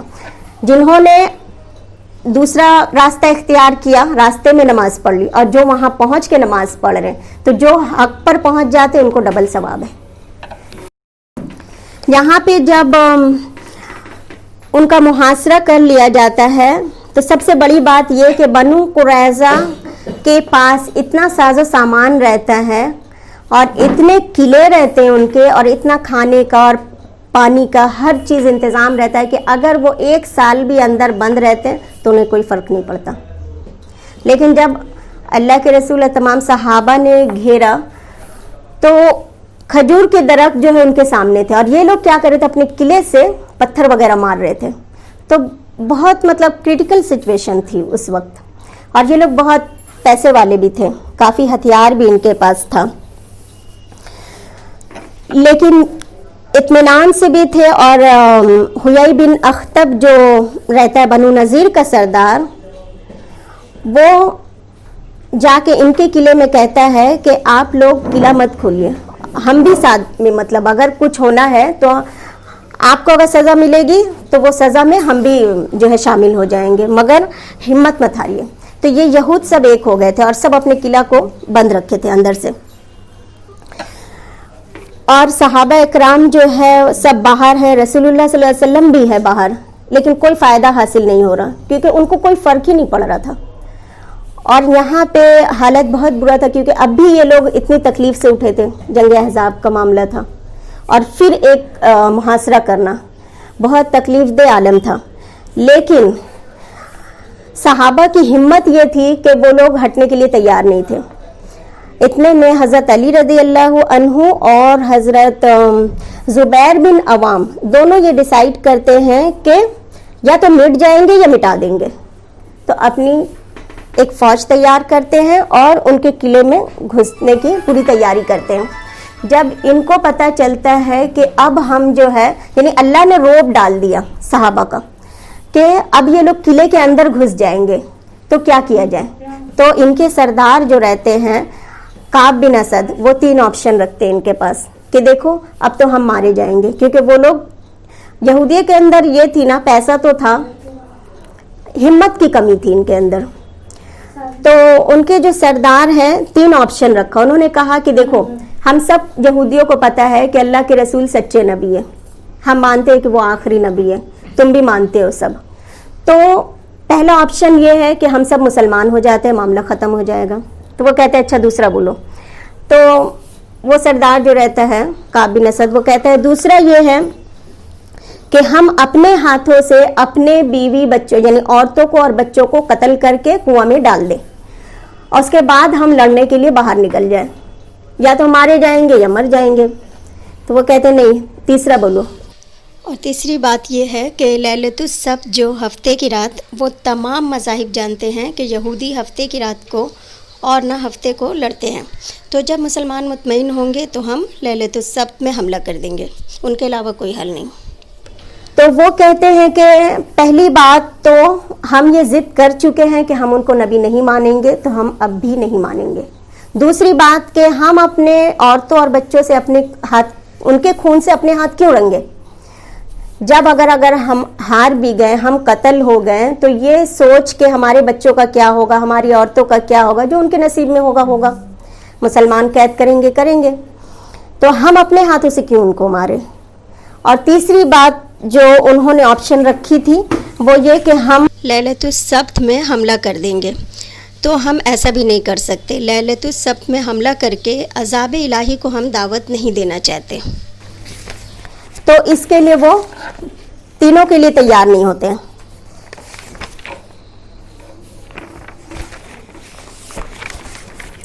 اس کے بعد اللہ کے رسول ان کو کہتے ہیں کہ تم لوگ کس کی بات پر مانو گے، یعنی اب سمجھ جاتے ہیں کہ ان کی جو حوصلہ ہے وہ ٹوٹ چکی ہے. تو اللہ کے رسول خود ہی کہتے ہیں کہ تم لوگ کس کی بات کو ماننا چاہتے ہو. چونکہ حضرت سعد بن معاذ، یہ کون صحابی ہے؟ ہاں، یہ اوس کے سردار ہیں. ٹھیک ہے، سعد بن معاذ جو ہے وہ اوس کے سردار ہے اور بنو قریظہ اوس کا حلیف ہے. تو وہ کہتے ہیں بنو قریظہ کہ ہم سعد بن معاذ کے فیصلے کو ماننا چاہتے ہیں کہ سعد بن معاذ جو فیصلہ کر دے. حالانکہ یہاں پہ پتہ نہیں ان کے دماغ میں کیا چل رہا تھا بات. یہاں پہ اللہ کے رسول نے خود ہی ان سے پوچھا کہ تم کس کی بات ماننا چاہیے، تم اپنا آپشن رکھو. وہ چاہتے تو معافی بھی مانگ سکتے تھے، لیکن انہوں نے سعد بن معاذ کے فیصلے کو ماننے کے لیے تیار ہوئے.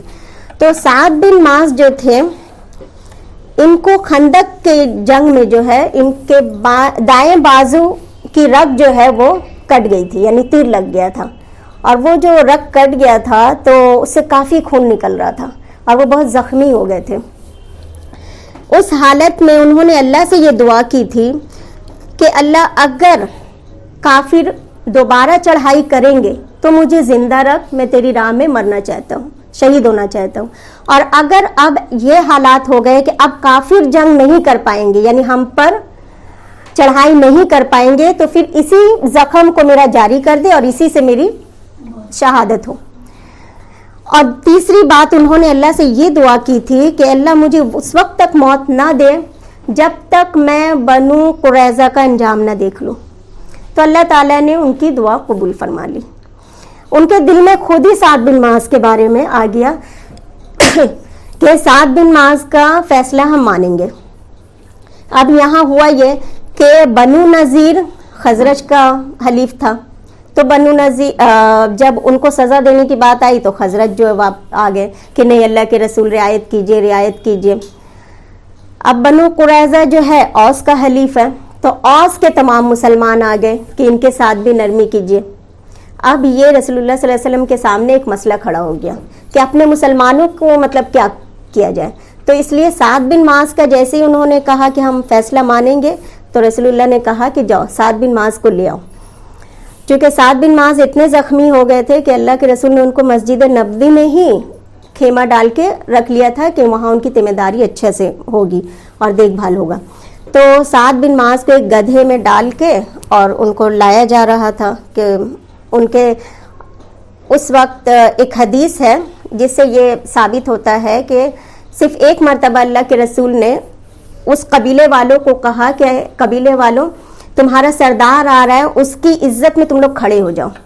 वरना अल्लाह के रसूल अपने सामने भी किसी को नहीं खड़े होने देते थे, लेकिन साद बिन मास जब आए तो लोगों को कहा कि तुम लोग खड़े हो जाओ अपने सरदार की इज्जत में और उसको पकड़ के लाओ। तो जब साद बिन मास आए तो औस वालों ने घेर लिया और कहा कि साद नरमी वाला मामला कीजिएगा क्योंकि वो हमारे हलीफ है, और इतनी तरह से उनको समझाना शुरू कर दिए। साद बिन मास ने कहा कि यहूदी तुम लोग मेरे फैसले से मुत्तफिक हो गए? तो उन्होंने कहा कि बिल्कुल, हम तो खुद चाहते हैं कि आप फैसला करें हमारा। तो फिर मुसलमानों से पूछा, औस वालों से, फिर खजरज वालों से यही बात पूछी, फिर रसूलुल्लाह सल्लल्लाहु अलैहि वसल्लम से भी यही बात पूछी कि जो मैं फैसला करूंगा आप सब मानेंगे? तो अल्लाह के रसूल ने कहा कि हमने तो तुम्हें बुलाया ही इसीलिए। तो हज़रत साद उस वक्त क्या फैसला करते हैं, वो कहते हैं कि इनके 700 जवान हैं जो जंग कर सकते हैं, तो मेरा फैसला ये है कि इनके 700 जवानों को कत्ल कर दिया जाए और इनकी औरतों और बच्चों को कैदी बना लिया जाए और इनके माल को माल गनीमत में मुसलमानों को तकसीम कर दिया जाए। ये खबर सुनते ही जो है तमाम लोगों ने कहा कि ये सज़ा जो है बहुत सख्त है। तो अल्लाह के रसूल ने कहा कि साद ने वही फैसला किया जो 7 आसमान के ऊपर अल्लाह का फैसला था, साद का वही फैसला है।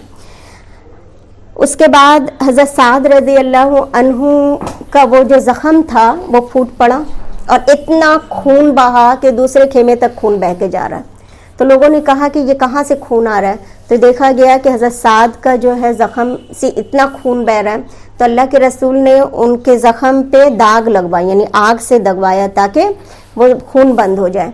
तो यही एक मौका मिलता है जब आपने आग से इलाज की इजाज़त दी थी, वरना आग से इलाज करना मना है। तो जब लगवा रहे तो खून बंद हो रहा, फिर स्टार्ट हो जा रहा, फिर बंद हो रहा, ऐसे करके उनकी वफ़ात उसी में हो जाती, शहीद हो जाते हैं हज़रत साद रज़ी अल्लाह अन्हु। और जब उनका जनाजा जाता है तो लोग कहते हैं कि साद ने इतना सख्त फैसला किया था जिसकी वजह से उनका जनाजा बहुत हल्का हो गया था।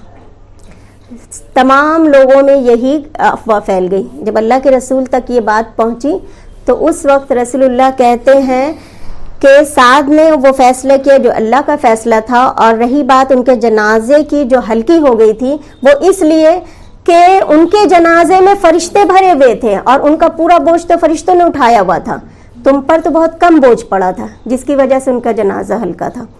تو سعد بن معاذ کا جو کیریکٹر مجھے تو مطلب پرسنلی بہت زیادہ پسند ہے کہ وہ کیسے مطلب اتنے بہادر سپاہی. آپ دیکھیے کہ جنگ احد میں بھی کیسے رسول اللہ صلی اللہ علیہ وسلم کے ساتھ حضرت عمر کے بعد ان کا ہی نمبر آتا ہے, ایسا لگتا ہے.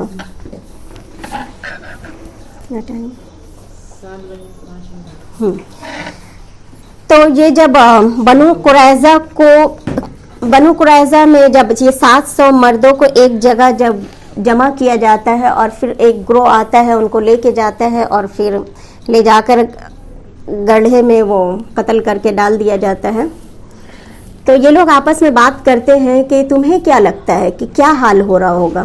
یعنی تو ان کا جو سردار رہتا ہے وہ کہتا ہے کہ تم لوگ بہت کم عقل ہو, دیکھتے نہیں کہ آنے والا آتا ہے اور جانے والا لوٹ کے نہیں آتا ہے, تو ظاہر سی بات ہے قتل کیا جا رہا ہے. تو ان میں جو ہے ایک جو نابالغ رہتے ہیں, جو بچے لوگ نابالغ رہتے ہیں, ان لوگ کو نہیں قتل کیا جاتا ہے. ایک صحابی, ایک بچہ جو ہے نابالغ رہتا ہے, رافع نام رہتا ہے, اس کے بارے میں تو ایسا آتا ہے کہ بہت پیارا سا, بہت خوبصورت سا رہتا ہے, 15 سال کا ہوگا. تو مسلمان عورتوں نے رونا شروع کر دیا کہ اللہ کے نبی اس کا کیا قصور ہے, اس کو چھوڑ دیجئے, یہ تو ابھی بالغ بھی نہیں ہوا. تو اللہ کے رسول اس کو چھوڑ دیتے. ایک صحابی آتے ہیں محمد بن مسلمہ, وہ کہتے ہیں کہ ایک یہودی کے بارے میں کہ انہوں نے ایک بار مجھ پہ احسان کیا تھا, تو فلاں یہودی کو جو ہے میرے لیے چھوڑ دیجئے, تو اس کو چھوڑ دیا جاتا ہے. تو یہ دونوں جو ہے جب ان کو چھوڑ دیا جاتا ہے تو وہ لوگ کہتے ہیں کہ ہم لوگ ایمان لاتے ہیں, یہ دونوں مسلمان ہو جاتے ہیں, اور باقی 700 یہودیوں کو قتل کر دیا جاتا ہے.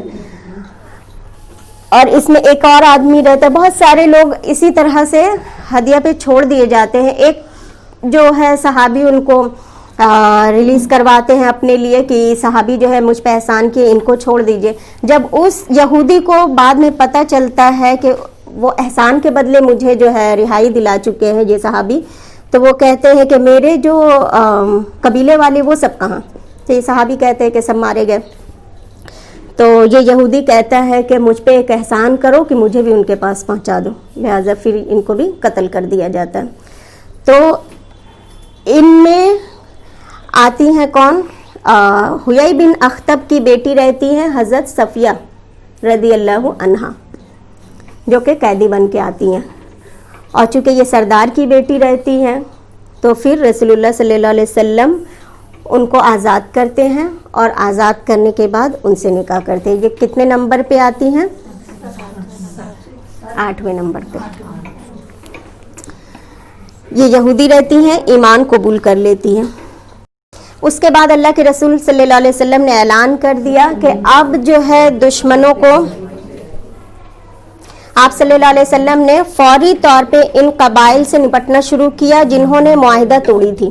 سب قبائل نے مل کر معاہدہ توڑا تھا نا, کیونکہ ہم نے ایک دم شروع میں پڑھا تھا کہ اللہ کے رسول جہاں بھی جاتے تھے سریہ لے کر یا غزوہ لے کر وہاں جا کے پیکٹ کر لیتے تھے, لیکن سب نے معاہدہ توڑا تھا. تو اللہ کے رسول نے فوری طور پہ ایک دم اعلان کر دیا کہ جتنے لوگوں نے عہد کو توڑا ہے سب کو سزا ملنی چاہیے. اور اس بنو قریظہ یعنی خیبر کی فتح سے کیا ہوا تھا, مسلمانوں کی ایک دھاک جو ہے پورے ورلڈ میں بیٹھ گئی تھی کہ تمام مسلمانوں سے لوگ اب ڈرنے لگے تھے کہ مسلمانوں کی تعداد جو ہے اتنی زیادہ ہے. اس میں 2 سریہ کے بارے میں مزید غزوات اور سرایہ ہوئے, دیگر قبائل سے نپٹا گیا, اسلام کی دھاک بیٹھ گئی. اور ایک سریہ جو ہوا تھا اس میں محمد بن مسلمہ کو اللہ کے رسول نے بھیجا تھا بنو تغلب کی طرف, جنہوں نے وعدہ خلافی کی تھی اور ان کا ساتھ دیا تھا. جب بنو تغلب کو پتہ چلا کہ مسلمان آ رہے ہیں ہم پہ چھاپا مارنے کے لیے, تو انہوں نے جنگ کی نہیں, پھر یہ پہاڑوں کی طرف چلے گئے. اور جب یہ چلے گئے تو اپنے 30,000 جو ہے جانوروں کو چھوڑ کے گئے اور سینکڑوں اونٹوں کو چھوڑ کے گئے, جو مسلمانوں کے ہاتھ لگا. اور یہ بڑی مال غنیمت تھی سمجھ لیجئے, جو مسلمانوں کو بہت کام آیا. تو یہ 30,000 جو ہے اس وقت کے حساب سے بہت زیادہ تھی. یہ بنو تغلب جو ہے وہ بھاگ گئی, اور محمد بن مسلمہ جو ہے ان تمام چیزوں کو لے کے مدینہ میں آئے, اور رسول اللہ صلی اللہ علیہ وسلم نے اس کا خمس نکالا اور پھر صحابہ میں تقسیم کیا. اس کے بعد एक और जंग हुई, उसमें जो है हज़रत ज़ैद बिन हारिसा को रसूलुल्लाह सल्लल्लाहु अलैहि वसल्लम ने भेजा। ज़ैद बिन हारिसा जब वहाँ गए बनु सुलैम की तरफ, आई थिंक इस जंग में भी कुछ ख़ास जंग नहीं हुई, फतह हो गया। और लौटते टाइम में उन्होंने जो है देखा कि एक आदमी जो है लेटा हुआ है और सर पे कपड़ा डाले हुए, तो उस आदमी को ज़ैद बिन हारिसा नहीं, ये जो जंग है ना, इसमें आखिरी वाले जंग में ज़ैद बिन हारिसा जो गए, उसमें फतह हुआ, कुफार का लश्कर जा रहा था, उसको कैप्चर कर लिया ज़ैद बिन हारिसा ने। और उसी लश्कर के साथ अबुल आस जो है रसूलुल्लाह सल्लल्लाहु अलैहि वसल्लम के दामाद, वो इनके हलीफ थे इस कबीला के, ये मुसलमा कबीला है शायद, तो उसके हलीफ थे अबुल आस। तो उनको भी कैदी बना के लेके आए हज़रत ज़ैद बिन हारिसा। जब उनको लेके आए और बहुत सारा साजो सामान भी आ गया, तो अल्लाह के रसूल को पता ही नहीं कि उनके दामाद आए। अच्छा, हमने पढ़ा था अबुल आस कैदी बना के लाए गए थे कब? बदर के वक्त। तो बदर के वक्त जब कैदी बना के लाए गए थे, तो उनकी बीवी ने उनके लिए हार भेजा था। तो ये दूसरी मर्तबा कैदी बना के आए। जब ज़ैद बिन हारिसा उनको कैदी बना के लेके आए, इनकी कहानी ये है कि ये हज़रत खदीजा के भतीजे थे। तो हज़रत ज़ैनब से जब शादी होती है, दोनों में आपस में बहुत मोहब्बत रहती है, इनका एक बेटा और एक बेटी रहती है। तो अल्लाह के रसूल ने उनसे बदर के वक्त वादा लिया था कि हम आपको तो छोड़ देते, लेकिन मेरी बेटी को वापस कर दीजिए। तो उन्होंने अपने वादे को पूरा किया था, ज़ैनब को वापस कर दिया था। तो ज़ैनब उस वक्त आ तो गई थी, लेकिन उनकी याद में बहुत खोई रहती थी, और वो उन्होंने भी शादी नहीं की थी क्योंकि ज़ैनब से बहुत मोहब्बत करते थे। तो जब ये दूसरी बार जब कैदी बनकर आते हैं, तो हज़रत ज़ैनब को जैसे ही खबर मिलती है कि अबुल आस फिर आ गए कैदी बनकर, तो अब वो समझ जाती हैं कि अब तो उनकी खैर नहीं, यानी कि कैदी के साथ क्या मामला होगा। तो जब फजर के वक्त रसूलुल्लाह सल्लल्लाहु अलैहि वसल्लम नमाज के लिए जाते हैं, और जैसे ही अल्लाह अकबर कहते हैं, तो हज़रत ज़ैनब अपने हुजरे से ज़ोर से आवाज़ दे के ऐलान करती हैं कि मैंने अबुल आस को अमान दी है। उस वक्त ये जो किसी को अपनी अमान दे देना बहुत बड़ी बात होती थी। ये सिर्फ मुसलमान ही के लिए नहीं, कुफार भी इसका बहुत लिहाज रखते थे। अगर किसी ने किसी को अमान दे दी है, तो अपने लोगों से कोई झगड़ा नहीं करते थे, अब उसको अमान हो जाती थी। तो जब नमाज हो गई फजर की, तो सहाबा कहते हैं कि आपको पता है हज़रत ज़ैनब ने यह ऐलान किया है? तो अल्लाह के रसूल कहते हैं कि मुझे तो इस बारे में कुछ भी पता नहीं है। तो जब उनको बताया जाता है, तो रसूलुल्लाह कहते हैं कि ये मामला मेरा नहीं है, ये उन मुजाहिदीन का है जिन्होंने इनको माले गनीमत के तौर पे लेके आए। तो यहाँ पे अगर अल्लाह के रसूल ये कहते कि ठीक है, उनको मतलब अमान दिया जाता है, तो लोग सोचते ना कि दामाद है इसलिए ये रियायत दी जा रही। तो उन्होंने ये मामला छोड़ दिया उन पर, मुजाहिदीन पर।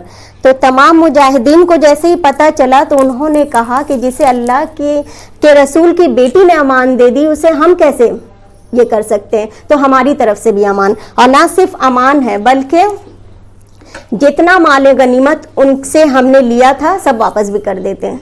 लिहाजा ये अबुल आस जो रहते हैं, ये सब माल गनीमत जो अपना लेकर आए थे, तमाम लेके फिर मक्का वापस जाते हैं, और तमाम लोगों को बुलाकर जो जिसकी अमानत रहती है सबको लौटा देते हैं।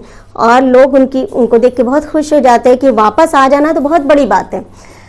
तो वो कहते हैं कि आप बहुत अमानतदार हैं, जो हम तमाम लोगों का सामान आपने दे दिया। तो वो कहते हैं कि मैंने सामान दे दिया, और मैं एक ऐलान करता हूँ कि अब मैं मुसलमान होता हूँ। 3 दिन जो उनको कैद करके रखा गया था, तो उन्होंने कहा कि इस 3 दिन में मैंने मुसलमानों को देखा कि मुसलमान कितने सही हैं, और आज तक मैं धोखे में था। मैं रसूलुल्लाह के मज़हब को एक्सेप्ट करता हूँ और आपके सामने ये ऐलान करता हूँ। वो कहते हैं कि मैं चाहता तो मैं वहाँ पे ईमान ले आता, लेकिन लोग कहते हैं कि कैद हो गया इसलिए ईमान लाता है, और अगर मैं रास्ते से वापस लौट जाता तो आप कहते हैं कि हमारी अमानत लेके लौट गया, इसलिए मैं यहाँ आके अमानत दे के अब मैं जाता हूँ, ईमान कबूल कर लेते हैं। तो जाते हैं रसूलुल्लाह सल्लल्लाहु अलैहि वसल्लम के पास, और जब कहते हैं कि इस्लाम कबूल करते हैं, तो अल्लाह के रसूल उसी निकाह पर, पहले वाली निकाह पे हज़रत ज़ैनब को भेज देते हैं।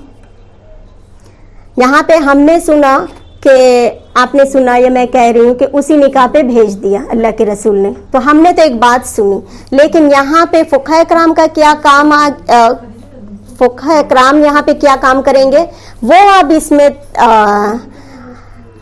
دلیل لائیں گے کہ اگر کوئی کافر ہے اور وہ ایمان بعد میں لاتا ہے تو پھر ان کو دوبارہ نکاح کی ضرورت نہیں ہے, یہ اجتہاد ان کا کام ہے. یعنی ہم جو چیز ایسی روانگی میں پڑھ کے نکل جائیں گے, وہ لوگ اس پہ کتنا مطلب اپنے ماہ و سال کو یہ کرتے ہیں, صرف کرتے ہیں.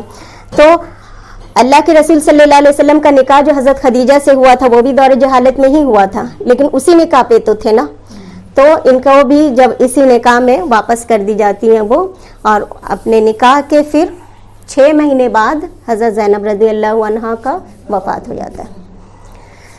تو یہ ہو گیا ایک معاملہ. اور جب ایک اور سریہ جو محمد بن مسلمہ لے کے جاتے ہیں تو وہاں پہ راستے میں جو ہے ایک آدمی کو سو کر دیکھتے ہیں. اب وہ کیا کرتے ہیں, ان کو بھی قیدی بنا کے لے کے چلے آتے ہیں. اب وہ آدمی کو لا کے مسجد نبوی میں باندھ بھی دیتے ہیں. اور جب رسول اللہ صلی اللہ علیہ وسلم آتے ہیں اور مسجد نبوی میں دیکھتے ہیں, ان کا چہرہ ہٹا کے کہتے ہیں بے وقوفو تم لوگوں نے کس کو باندھا ہے, یہ تو سمامہ ہے. تو کہتے ہیں کہ مطلب, تو وہ کہتے ہیں کہ ہم کیوں باندھا, تو کہتے ہیں کہ ہم نے ان سے پوچھا تو وہ کافر تھا اس لیے ہم لے کے آئے. تو اللہ کے رسول کہتے ہیں پتہ ہے یہ اتنا بڑا سردار ہے کہ ہمارے لشکر تو اگر 3000, اس کے پاس 70,000 لشکر ہے. تو حضرت سمامہ کو کہتے ہیں کہ لیکن اب اگر تم نے ان کو قیدی بنا ہی لیا ہے, اب میں کچھ نہیں کر سکتا, اب اللہ ہی جو فیصلہ کرے. تو اب تمہارا یہ قیدی ہے, تم سمجھے. تو حضرت سمامہ سے پوچھتے ہیں کہ کیا حال ہے, تو وہ تھوڑا سا روڈلی بولتے ہیں کہ ایک تو قید کر دی, اس پر سے حال پوچھ رہے ہو. تھوڑا برا لگتا ہے ان کو. پہلے دن ان سے اس طرح پوچھتے ہیں, دوسرے دن پھر پوچھتے ہیں کہ سمامہ کیا حال ہے, میری طرف دیکھو. وہ کہتے ہیں میں دیکھنا ہی نہیں چاہتا آپ کی صورت.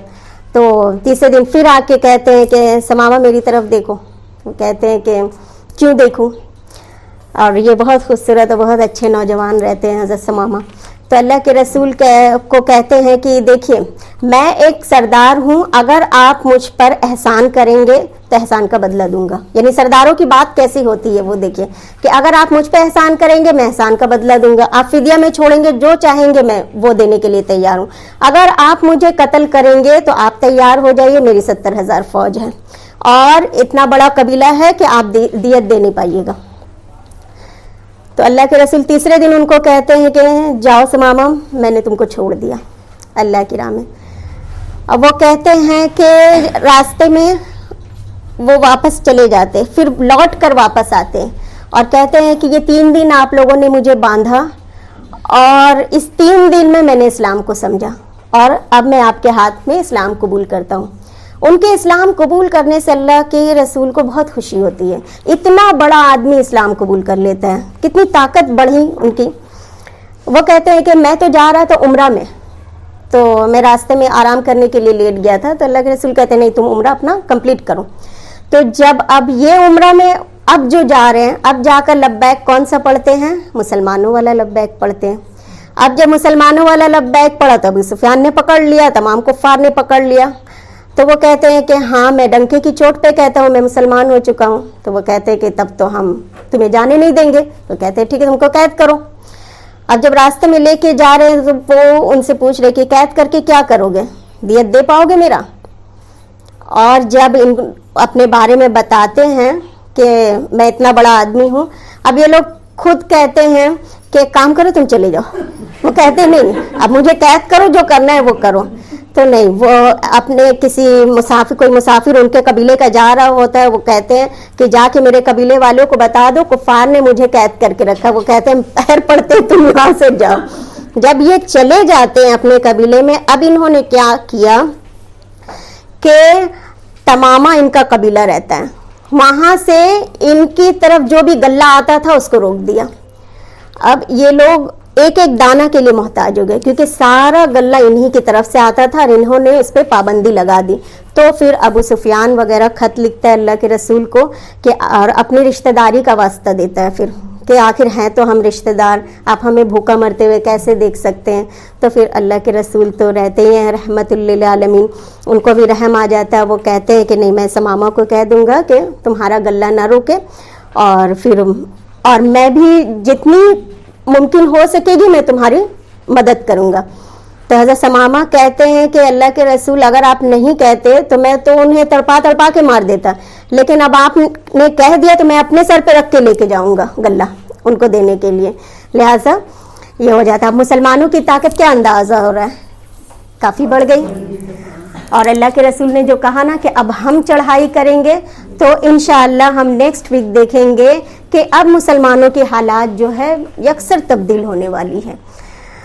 سبحان اللہ و بحمدہ, سبحانک اللہم و بحمدک, نشہد ان لا الہ الا انت, نستغفرک و نتوب الیک. والسلام علیکم و رحمۃ اللہ وبرکاتہ.